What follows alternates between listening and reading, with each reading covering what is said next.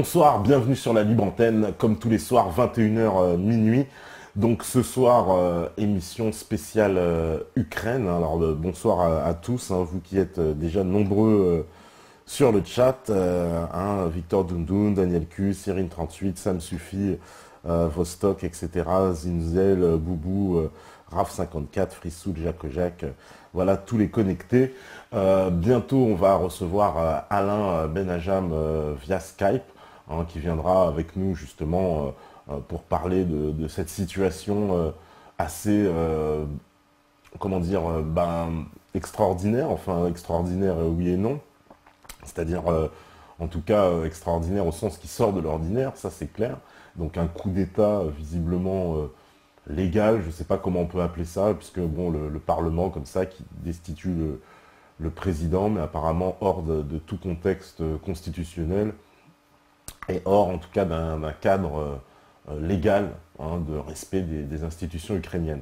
On sent bien la main de l'OTAN et des États-Unis derrière qui ont, on le sait maintenant, on est convaincu que c'est une opération encore secrète, hein, de cette organisation militaire, avec des agents israéliens qui ont été arrêtés comme étant les leaders présumés de cette rébellion.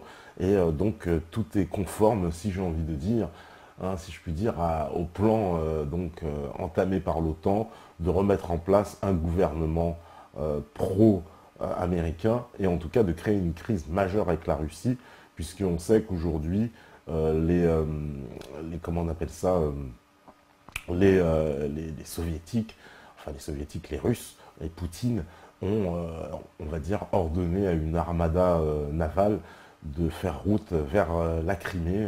Et donc toute la Crimée s'est rebellée aussi pour soutenir les Russes. Et finalement, on se dirige vers un éclatement de l'Ukraine, une guerre civile, en tout cas vers quelque chose de très très grave. Et certainement on va dire à l'horizon des troubles à venir et peut-être bien un conflit ouvert cette fois avec la Russie, ce qui serait absolument catastrophique pour l'Europe. On ne sait pas vers où tout ça va nous mener. En tout cas, on voit bien qu'il y a une géopolitique qui bouge, hein. Alors ça s'agite en Ukraine, on sait aussi en Syrie. Alors ce soir, on devait avoir Thierry Messant, mais on n'a pas réussi à le joindre parce qu'il a aussi pas mal de nouvelles à nous donner. Mais on a Alain Benajam avec nous, on me fait signe dès que c'est bon. Voilà, donc on va pouvoir l'accueillir avec nous. Je vais ouvrir les micros. Alain, je pense que tu nous entends. Alain. Oui, Alain. je vous entends. Voilà. Bon, ça y est, on on a a l'antenne. l'antenne. Bonsoir. Bonsoir. J'ai eu Thierry, mais en fait, il était en retard dans l'écriture de nombreux articles. D'accord. Il n'a pas été là. On va essayer de pallier à sa présence. Hein. Je suis le petit Thierry Messant, 10. Et donc, évidemment, je pense qu'on doit pouvoir s'en tirer pour faire une analyse de la situation parce qu'on a eu quand même de nombreuses informations. Bien évidemment, l'impérialisme commence à mettre le paquet un peu partout parce que il ne faut pas oublier aussi le Venezuela où il y a un essai de coup d'État de même nature. Le modus operandi un peu est le même un peu partout. D'ailleurs, il est tout à fait intéressant de voir que le modus operandi, comme on parle des serial killers, tu vois, hein, à Kiev, était le même avec les snipers sur les toits qui tirent sur les flics et sur les manifestants. Ouais. Et on était strictement dans le même système. Donc, on peut penser que l'impérialisme, face à son échec en Syrie, a décidé de mettre les bouchées doubles. Et là, ce sont les bouchées triples, avec une menace. Alors, c'est marrant parce qu'il y a cette menace d'intervention dans le sud syrien, mais elle est téléphonée. On l'attend depuis un moment. Donc, il y a donc bien 3 fronts qui sont ouverts. Hein. Le sud de la Russie avec l'Ukraine, le Venezuela et la relance de la guerre en Syrie. Il y aurait peut-être un autre front, parce que si on veut savoir quels sont les objectifs de l'impérialisme, il suffit de lire Le Monde. Ouais. Toi, tu lis Le Monde et tu vas savoir qui c'est qui va être le prochain sur la liste. Alors, le prochain sur la liste, ce seront les Chinois, parce que commence à y avoir une campagne dans le monde sur ces pauvres Chinois du Xinjiang. Et d'ici à ce qu'on voit appliquer des djihadistes au Xinjiang, il n'y a pas des kilomètres. De toute façon, la Chine est partie prenante dans cette affaire parce que, comme vous l'avez vu, ils ont décidé de réclamer à l'Ukraine une dette de 3 milliards. Hein, c'était hier. Donc, ils ont décidé de ne pas faire de cadeaux et le bras de force est largement engagé. Ce qui est extraordinaire dans l'affaire ukrainienne, c'est que d'une part, ils ont utilisé des agents du Mossad d'origine ukrainienne pour commander des commandos, quasiment professionnels, et de l'autre côté, le grand rabbin de Kiev a demandé aux Juifs de se cacher, de s'enfuir, puisque les grands démocrates ukrainiens avaient inscrit sur leur t-shirt de tuer les Juifs, les communistes et les Russes. Donc, ils ne cachent pas leur antisémitisme. C'est bien la preuve que le sionisme n'a rien à foutre des Juifs, c'est pas le problème. Le problème, c'est il faut faire avancer l'impérialisme, point à la ligne. Avec les Juifs, écoute, ils ont qu'à aller en Israël, et puis c'est marre, quoi. Donc, c'est un cynisme extraordinaire, comme on n'a jamais vu, hein, un tel cynisme. Là, on a vu des images du secrétaire du Parti communiste de Lviv, qui est torturé, hein, par les fascistes. Donc, c'est extraordinaire. Alors que de l'autre côté, les médias nous présentent ces gens comme des révolutionnaires, comme les djihadistes étaient des révolutionnaires en Syrie. Enfin, c'est toujours la même chose. Donc, on s'aperçoit que finalement, qu'est-ce qui les intéresse? C'est qu'ils prennent les plus violents, les plus stupides et les plus violents pour s'en servir comme combattants. Voilà, des fascistes ici, des sionistes là, des djihadistes là-bas, et le reste, ils s'en foutent, puisque ce qui leur importe, c'est d'avancer leur pion. Alors, on pourra discuter de la raison, quels sont réellement leurs objectifs, parce que finalement, ils vont gagner quoi? Pas grand-chose. Vont faire chier la Russie, ça c'est vrai, mais empêcher effectivement un rapprochement entre deux grands pays, parce que l'Ukraine, peut-être qu'on en parlera, c'est un pays industriel. L'est de l'Ukraine est extrêmement développé. Moi, j'ai eu l'occasion de visiter cette partie Kharkov et Dniepropetrovsk à la fin de l'URSS, pour voir la densité énorme qu'il y avait en matière d'usines d'armement. La grande partie de la technologie d'armement soviétique, la très grande partie, d'ailleurs peut-être qu'ils ont fait une connerie, était en Ukraine. Et la grande partie de l'industrie aérospatiale était en Ukraine. C'est là qu'ils construisaient les fusées, c'est là où il y avait Antonov, le fameux gros avion porteur. Et donc avec une industrie électronique extrêmement avancée que j'ai pu visiter. Alors, même si les Russes ont pu tenter de rapatrier de la technologie, il en reste encore beaucoup là-bas. Et l'Ukraine fabrique encore énormément, notamment des moteurs de chars d'assaut pour les Russes, pour les Chinois. Tout ça, c'est fait dans la région de Kharkov, Dniepropetrovsk. Et voilà, donc c'est peut-être intéressant aussi pour l'impérialisme, c'est d'annihiler, c'est de fermer ses usines. Hein. C'est possible. Hein. Voilà On a plein de questions à la toi. Il y a beaucoup de Oui, allez, questions. vas-y, vas-y, Il y a vas-y. plein Tu de me coupes la questions. parole, hein, parce que Ouais, parce qu'il y a plein de quand je questions. commence. Alors, déjà, il y a les questions. Il y a, comment dire, on nous demande est-ce que la Crimée, quel est le rôle de la Crimée un peu dans cette affaire, puisqu'on a vu que les Russes ont envoyé une force navale en Crimée. Est-ce que tu peux nous en parler? Parce qu'apparemment aussi, on nous parle d'un. Voilà. Il y a quelqu'un qui dit qu'il a lu sur ton profil Facebook un texte que tu as publié au sujet de la réponse russe par leur rapprochement avec la Crimée, et on te demande de développer un peu. Est-ce que tu peux expliquer Bon, le rôle de la Crimée? alors, la Crimée a toujours été russe. Euh, c'est par un jeu tout administratif du temps de l'URSS qui a fait que, qui a mis la Crimée en Ukraine. Hein. Voilà, c'est les soviétiques qui ont fait comme ça.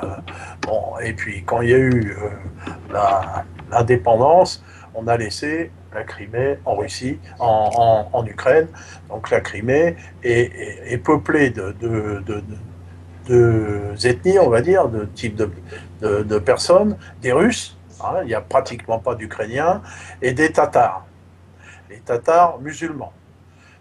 Les Tatars musulmans de Crimée, évidemment, sont du côté impérialiste. D'ailleurs, il y a parmi eux un certain nombre de djihadistes qu'on a fait revenir de Syrie pour encadrer des manifestants.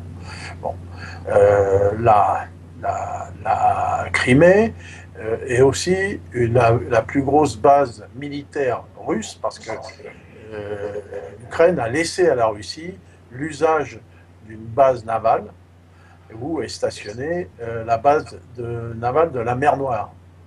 Donc on voit bien l'importance de cette presqu'île qui s'avance dans la mer Noire hein, et donc qui est peuplée justement en grosse majorité de Russes.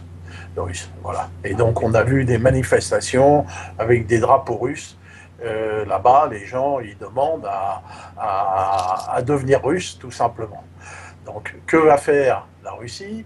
Va-t-elle annexer la Crimée? Là, si elle annexe la Crimée, c'est un casus belli. Que va faire l'impérialisme maintenant? Demander à la flotte russe de vider les lieux. Là, ce serait aussi un casus belli. Donc, vis-à-vis de la Crimée, il y a là une grosse partie de bras de fer. C'est là où vont se jouer les frottements les plus dangereux. Hein. Voilà, je ne sais pas si j'ai répondu Ouais. ou est-ce que vous avez plus que de, Alors, d'explications. Oui. alors, on nous demande aussi, alors il y a plein de questions, on nous dit aussi, euh, comment, est-ce que, quelles sont les chances objectives de l'Ukraine de sortir indemne de cette période? Est-ce que, Alors, voilà, parce qu'il y en a beaucoup qui nous disent qu'il y aura déjà une scission de l'Ukraine, que l'Ukraine est promise un peu à être séparée en deux, quoi. alors évidemment, c'est ce que chacun pense, c'est ce que voudrait éviter l'impérialisme, mais faire une scission de l'Ukraine, ça voudrait dire qu'il y ait des combats extrêmement meurtriers et que la Russie appuie cette sécession. Il y a un projet. Pour l'instant, la Russie n'a pas l'intention d'intervenir militairement et n'a pas manifesté l'intention d'une sécession. Peut-être qu'on va vers une espèce de fédéralisme ou d'un pseudo-fédéralisme entre l'Est et l'Ouest. Mais pour l'instant, parler de sécession, c'est prématuré, bien qu'on ait vu des cartes apparaître montrant la partie est de l'Ukraine comme une petite Russie, marquée petite Russie. Hein. Là, pour l'instant, on ne peut pas prévoir encore que on ira vers une sécession. Il est possible que l'impérialisme recule un petit peu. On ne sait pas, hein, parce qu'il y a il y a Yulia la blonde Yushchenko, Ouais, euh, qui est là-dedans, qui a été vilipendée dans l'immonde. L'immonde n'aime pas. On dit qu'elle serait proche de Poutine. Elle a été mise dans le jeu d'une façon curieuse, sortie de sa prison de Kharkov, envoyée là-bas. Moi, j'ai dit que, en fait, les Russes ont fait une manœuvre de faire envoyer un crabe de plus dans le panier. Sa venue à Kiev n'a pas fait plaisir à tout le monde. Donc, il y aura peut-être un compromis. Hein, Parce que c'est son fondé de pouvoir c'est son représentant maintenant qui est en charge, qui a été, ouais, ouais, ouais. qui assure l'intérim présidentiel, quoi. Oui, oui, elle a pris le pouvoir. Elle a pris le pouvoir. Parce qu'elle a refusé le poste apparemment elle, mais Ouais, en fait elle a mis son bras, c'est son bras droit quoi, qu'il a pris ouais, le ouais. poste. Ouais, c'est Elle ça. a, elle a pris le pouvoir et donc, si tu veux, elle avait, elle, de meilleurs rapports avec Poutine qu'en avait Yanukovych. Yanukovych et Poutine ne pouvaient pas se blairer. Hein, c'était clair. D'ailleurs, Poutine avait bien raison de ne pas aimer ce mec-là parce que finalement, il a mis le pays dans la merde, il n'a pas tenu le coup, il n'a pas fait ce qu'il aurait dû faire, enfin voilà. Donc c'était pas le bon, quoi, ce Yanukovych. Parce que la crise elle-même, l'origine de la crise, c'est parti du fait que les Ukrainiens devaient passer un accord en fait avec l'Union européenne parce qu'ils sont en Ouais. crise financière, c'est ça, ils ont un défaut de paiement, je crois, qui leur tombe Oui, ils ont même plus d'argent du tout dans les caisses, hein, voilà, ouais. absolument rien. Donc ils ont besoin à la fois de liquidité et ils ont besoin d'avoir des droits de douane diminués avec la Russie parce que c'est leur premier partenaire commercial. Hein. Ouais. Donc, et ils ont besoin de payer le gaz à un prix préférentiel. Voilà. Et tout ça, euh, la Russie permettait de le faire, leur passer de l'argent à des taux intéressants et sans condition, tandis que maintenant ils ont les charognards du FMI. L'Union européenne va prêter 3 milliards, c'est-à-dire va les endetter encore plus, si tu veux. Donc l'avenir de l'Ukraine lié à l'Union européenne est très sombre. Donc les Russes peuvent très bien dire, bah tiens, vous vouliez l'Union européenne, là voilà, vous allez voir, ça va aller très très vite, quoi. De toute façon, ils n'ont plus de blé, ils n'ont plus rien, donc Ouais. c'est, Parce qu'il voilà.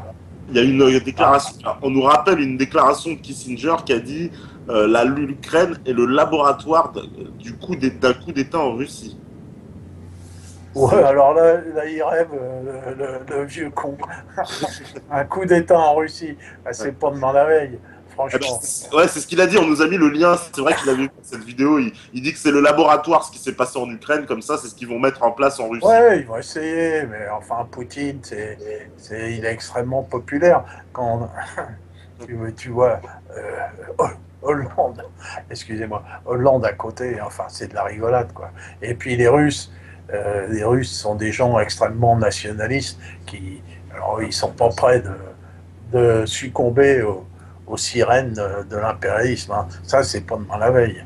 Là, je crois qu'il se fourre le doigt dans l'œil, le vieux. Là. Je sais bien que c'est leur fantasme. Hein. On a parlé, quand on a parlé de l'aéronaval, on a Ouais. parlé de cette histoire du Heartland. Le Heartland, Oui, oui, c'est bien sûr. l'objectif final de l'impérialisme. Voilà. Et l'Ukraine, c'est le Rimland encore, tu vois. Donc, dans leur idéologie, et il faut prendre le Rimland avant le Heartland, quoi. C'est comme ça, voilà. Bon. C'est l'atavisme, hein, l'impérialisme, c'est une espèce de mécanisme inexorable qui suit son cours, quoi. Il descend une pente, voilà, bon, c'est comme ça. Ils n'ont même pas besoin de projet pour ça, c'est naturel. Mais Voilà. on nous dit que Yanukovych, c'est objectivement le flamby ukrainien. Ah oui, on n'a pas tort, hein. Comment dire, on nous demande juste, il y avait quelqu'un aussi qui demandait, c'était Yasmine, je crois, c'est l'histoire du président, c'est vrai que justement Yanukovych qui a disparu, qu'est-ce que on l'a laissé partir, on sait pas, elle demande si c'est pas un peu un scénario à la Ben Ali, quoi, on lui a dit, bon bah vas-y dégage, tu t'en vas et puis on te laisse. C'est possible. Ouais. C'est tout à fait possible parce que je pense qu'il y a des membres du FSB en Ukraine, il doit y en avoir partout, Ouais. hein, des services russes, il doit y en avoir partout. Et effectivement, Poutine a peut-être décidé de faire un changement, de mettre Yulia Yanushenko là, à la place de l'autre. C'est aussi possible, hein, tu vois. Tu vois Poutine, c'est un joueur d'échecs qui a plusieurs coups d'avance, quoi. Donc, Ouais. Alors, ils disent qu'en 2010, il y a eu un accord, c'est Nasrallah Pendragon qui nous met ça, c'est un extrait du livre d'Émeric Choprad, où il dit que le président Yanukovych, il avait passé un accord avec Medvedev pour prolonger de 25 ans le droit de stationnement de la flotte russe en Crimée, quoi, c'est-à-dire ouais. au-delà de 2017 encore. Oui, oui, non, mais ça, c'est tout à fait, c'est tout à fait probable. Ouais. Tout à fait probable, hein, parce que c'est quand même important. Cette base navale, elle est importante. Si les Russes devaient la déménager, ça leur coûterait beaucoup, quoi. Bon, donc effectivement, ça me paraît tout à fait logique, bien que je n'ai pas l'information directement, mais ça me paraît possible. Alors, il y a Jovanovi qui paraît qui dit que ce qui se passe à l'Est en ce moment, c'est une répétition générale et après, ce sera pour nous à l'Ouest. Toi, t'en penses quoi de ça? Moi, je pense que l'impérialisme, c'est l'impérialisme et il procède toujours de la même façon. Il manque d'imagination. Donc, il a vu que ça avait marché en Libye, impeccable. Qu'en Syrie, ils ont réussi à foutre la merde. Là, ils ont vu qu'en Ukraine, ça marchait. Donc, ce que je dis parle de modus operandi, de mode opératoire. Bon, bah, tout le monde le connaît, quoi, maintenant. Voilà, donc on joue sur des divisions, on commence à jouer sur des divisions entre les uns et les autres, on va les exacerber, hein, on va créer des troubles et on va mettre des gens avec des flingues qui vont tuer les uns et les autres. Et puis voilà, et ils peuvent faire ça partout, ils peuvent faire ça partout, Ouais. c'est tout, voilà. C'est simplement la première chose à faire pour les gens qui sont confrontés à ça, c'est de commencer par zigouiller les tireurs sur les toits. Et voilà, maintenant on sait comment ils font, quoi. Donc Alors, on c'est nous tout. demande, c'est quoi la position des Ukrainiens là-dedans? Parce que c'est vrai qu'on a un peu du mal à percevoir, tu sais, c'est toujours le même problème dans ces conflits, c'est que ça nous est présenté comme ça, comme une espèce de soutien populaire, de révolte populaire. Donc on a toujours le sentiment de se dire qu'il y a des gens quand même qui soutiennent. Et on nous dit, c'est quoi le sentiment des Ukrainiens? Clairement, ils soutiennent en majorité, c'est mitigé, il y en a qui... C'est quoi exactement? Alors, il y a les Ukrainiens il y a plusieurs niveaux. Il y a les Ukrainiens de l'Ouest qui sont traversés par des mouvements nationalistes fortement anti-russes, traditionnellement, hein, ceux de Lviv ou de Lvov, ça dépend si tu le dis en russe ou en ukrainien. Il y a les Ukrainiens de l'Est, ceux de Kharkov et de Dniepropetrovsk, qui eux étaient euh, ils sont, eux, ils seraient plutôt pour l'URSS, si tu veux. Ils vivaient bien. Du temps de l'URSS, c'était vraiment quelque chose qui était florissant, cette région. Absolument florissant. Et ils ont la nostalgie de l'URSS.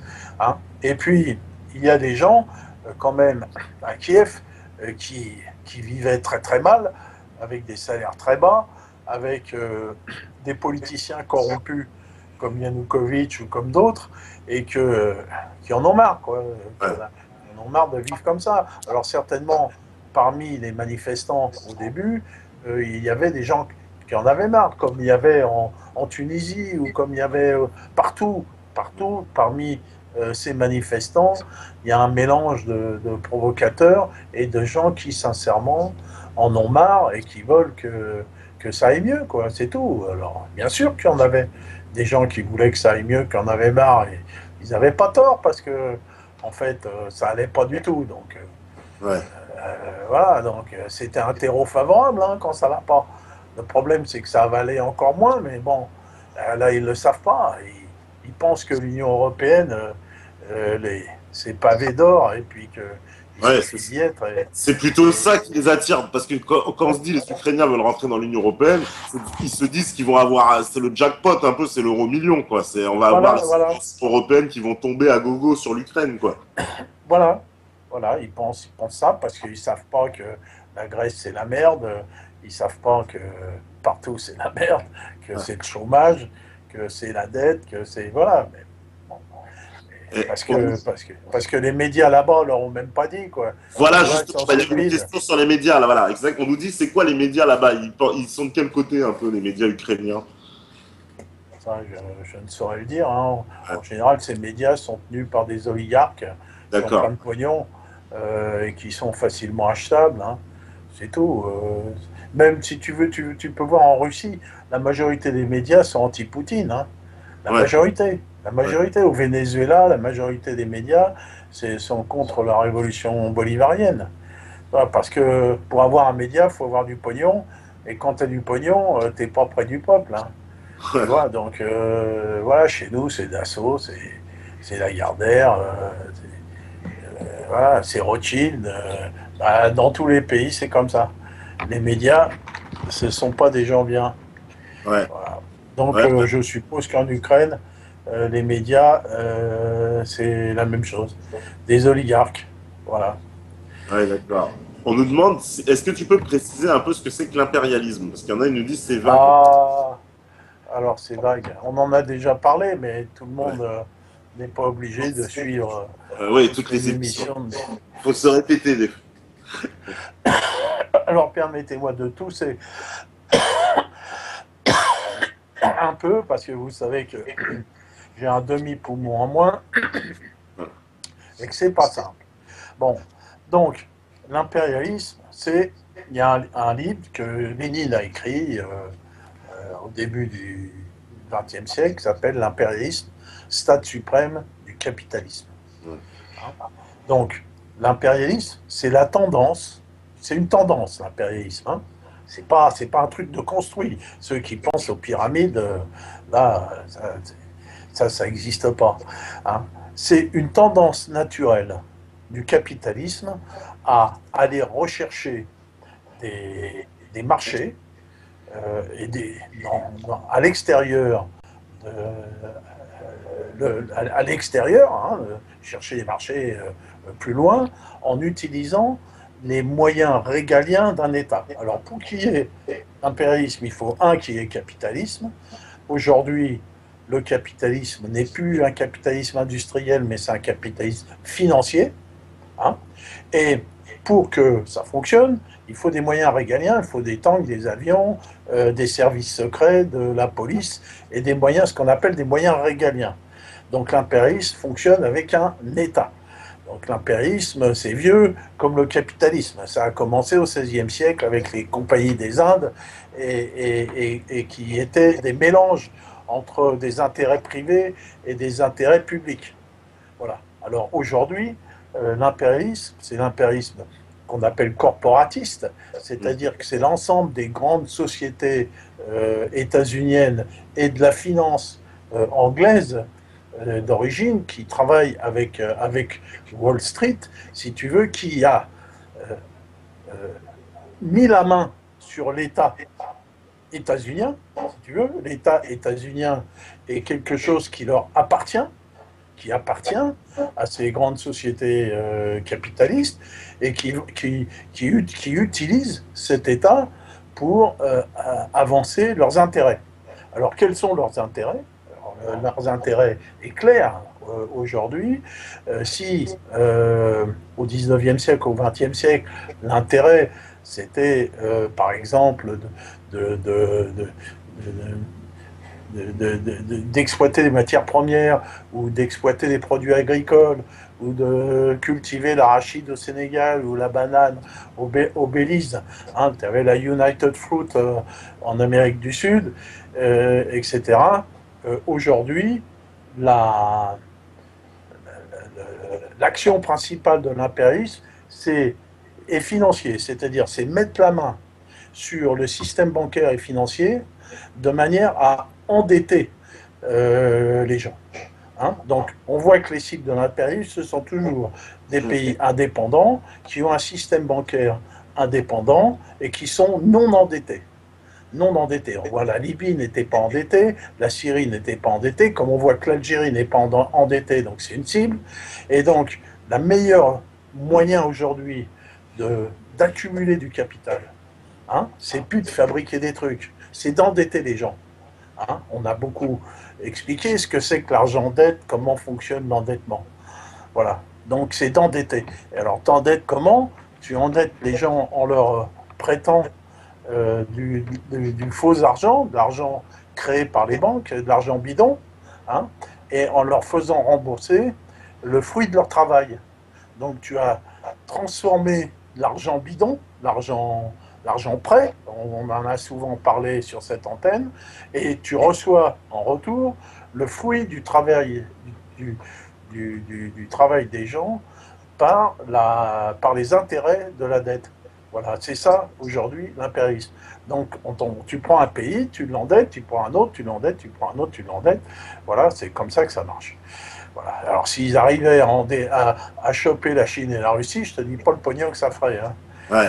Voilà, donc, mais là, voilà, c'est ça l'impérialisme. L'impérialisme, c'est du capitalisme financier pur et simple. Voilà. Eh ben, on nous dit aussi, alors il y a quelqu'un qui nous dit l'impérialisme, fruit des Lumières, qui s'exprime aujourd'hui à travers le libéralisme triomphant. Voilà, le libéralisme qui a gagné au XXe siècle, le fascisme et le communisme n'existent plus, nous sommes dans un monde unipolaire. Ouais, bon, tu sais ce que j'en pense. Tu veux que je réponde? Bah, tu peux. Voilà, c'est des enfin, je vais pas dire que c'est des conneries parce que je vais pas être méchant, mais si tu veux, c'est n'importe quoi. Franchement, c'est n'importe quoi, ni fait ni à faire, parce que on va encore attaquer scier la branche sur laquelle on est assis, c'est-à-dire notre révolution qui a mis en place justement la défense de la nation et de l'indépendance nationale, qui est le fruit de cette révolution, que les Lumières ne c'est pas du tout ça. Le mouvement des Lumières, c'était un mouvement qui était, on va dire, scientifique, industriel, qui a peu intéressé la France d'ailleurs, parce que surtout intéressé les mouvements anglo-saxons. Ceux qui pensent que la Révolution française sont issus des Lumières sont des âmes battées, c'est pas vrai. Voilà, tout ça, c'est le fruit d'une idéologie dont j'en ai absolument ras-le-bol, parce que je vais maintenant me battre contre ça, parce que c'est une montagne de conneries. Voilà, c'est simple, voilà, on ne va pas aller plus loin. Voilà. Qui relisent Lénine, tu vois, l'impérialisme, ça suprême du capitalisme, et puis ils verront ce que c'est que l'impérialisme. Ça n'a rien à voir avec les Lumières, si tu veux. Et le libéralisme, français, le libéralisme français issu de la Révolution française, c'est un libéralisme politique et non pas économique. Justement, dans les idées de la Révolution française, l'économie doit être subordonnée, c'est dans la Déclaration des droits de l'homme, l'économie est subordonnée aux politiques et aux citoyens. Donc c'est exactement le contraire de ce qui est prétendu chez Sigaud, Marion Sigaud, Soral et des gens que j'aime pas. Voilà. Ouais, mais pourtant, il y a quand même une différence parce que on voit bien qu'à partir des Lumières, ils imposent, je veux dire, avant, il y avait des corporations, il y avait des artisans. Après la Révolution française, il n'y a plus que des ouvriers à la coupe des patrons. On est quand même oui. Donc, mais la Révolution française, n'avait pas pour but de changer le système économique. La Révolution française, c'est ce qu'elle a fait. C'est ce qu'elle a fait. C'était pas ça. Ouais. Mais le capitalisme, il date bien d'avant la Révolution française, enfin, écoute. Ouais, bien avant, il y a des ouvriers qui faisaient la grève, il y en avait au XIIIe et au XIVe siècle déjà. Oui, mais la Révolution française, elle a accéléré, elle nous a plongé dans un... Mais non, c'est faux. Plus qu'avant. Ah bah si. Attends, bah ça, ce sont les faits quand même, ce sont les faits. Non, non, ce ne sont pas des faits. Ce ne sont pas des faits. Ce ne sont pas des faits. La Révolution. Et alors, en Angleterre, alors tu vois, l'Angleterre, c'est quoi? le 19e siècle, le siècle d'après la Révolution. Il n'y a pas eu la Révolution française en Angleterre ni en Allemagne, enfin. Pour l'ouvrier français, c'est horrible, le 19e siècle. C'est un siècle où le... Ça n'a rien à voir avec la Révolution. Ah C'est bah, horrible. ça va. C'est horrible autant. C'est horrible partout. C'est plus horrible en Angleterre encore. Il n'y a pas eu la Révolution française. C'est horrible en Allemagne. C'est Oui, horrible dans justement, la révolution industrielle. Il ne faut pas confondre la révolution industrielle avec l'invention de la machine à vapeur qui a accéléré l'industrie avec ce qui est issu de la Révolution française. Enfin, c'est des âneries. Ce sont des âneries. C'est tout. Ça n'a rien à voir. C'est des mélanges de tout. Tout ça, c'est de la propagande. C'est de la propagande qui est issue justement de cette époque-là, qui a été lancée par les royalistes et les maurassiens qu'on nous ressort maintenant, quoi. Le complot judéo-maçonnique et toutes ces conneries. Ça tient pas debout. Ben non, on ne Ça tient pas debout 5 minutes. Ça tient pas debout 5 minutes. Bah, c'est faux. Il y a un mélange de tout. On mélange tout. Jean-Claude Michéa, par exemple, tu vois, lui aussi, Jean-Claude Michéa, il fait le rapport entre les deux. Je m'en fous, moi, de ce mec-là. Mais qu'est-ce que j'en ai à faire? Mais il y a des tas de mecs qui racontent des conneries. Alors, est-ce que je vais répondre à tous ceux qui racontent des conneries? Non, je vais pas en terminer, quoi, si tu veux. Je vais pas en terminer. Moi, s'il y a complot aujourd'hui, c'est un complot contre les idées de la Révolution française de 1789, qui sont des idées émancipatrices, politiques, qui ne s'occupent pas d'économique, qui sont des idées qui mettent en avant l'indépendance de la nation et la primauté de la nation et la primauté du citoyen sur justement l'économie. Alors que ensuite ces idées-là aient été enterrées quelques années après, c'est sûr que Napoléon, dès qu'il est arrivé, il a mis tout ça sous le tapis, on n'en parle plus, si tu veux. Non, mais ça c'est clair, qu'il y a eu après un tropisme avec le libéralisme économique anglo-saxon qui s'est imposé. Mais ce ne sont plus les idées de la Révolution française, c'est autre chose. Donc, parce que par exemple, on nous dit que toi, voilà, on nous dit le problème c'est que Alain arrête la Révolution française en 1791. Ils disent, tu vois, pour les gens, justement, la Révolution française, ça suit son cours très loin ensuite. C'est le début de quelque chose, en fait, le XVIIIe siècle, mais ça continue dans le XIXe. Non, la Révolution française est très rapidement enterrée, les idées sont très rapidement enterrées, très rapidement. C'est-à-dire que finalement, t'as une action, t'as une réaction. Bon. Pourquoi il y a eu révolution en France et pas en Angleterre, hein? On va pouvoir en parler aussi avec Jeanne d'Arc, alors que en Angleterre, justement, le capitalisme, en plus financier, impérialisme, il est encore plus dur qu'en France. Il est encore plus dur qu'en France. Il n'y a pas eu de révolution française en Angleterre, enfin, que je sache. Il y a eu une révolution de même nature. Je veux dire, Cromwell, à partir de Cromwell... Non, mais bien avant, il fait revenir les banquiers juifs d'Amsterdam et qui installent la cité à Londres. Ça ne vend pas, quand même. Allez, encore les juifs. Allez, vas-y. On n'arrête pas, quoi. Si tu arrête, je préfère ton fils de trop. Si tu veux, bon, mais ça, c'est des trucs de facho, je suis désolé. De facho, c'est des faits. Ce sont des faits. Non, ce ne sont pas des faits. Mais non, j'ai entendu Thierry en parler, c'est même pas.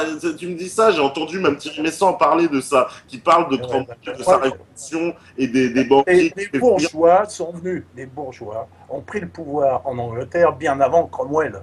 Hein, déjà avec la Magna Carta, ils ont déjà accédé au pouvoir. Quand on va parler de la guerre de 100 ans et de Jeanne la Pucelle, eh bien, il y a une guerre civile en France qui est terrible, justement au sujet de l'organisation sociale. En Angleterre, à cette époque-là, c'est la Chambre des communes qui a le pouvoir et qui gouverne. La Chambre des communes, hein, élu, évidemment, c'est un scrutin censitaire, mais ce n'est pas le roi qui édicte les lois.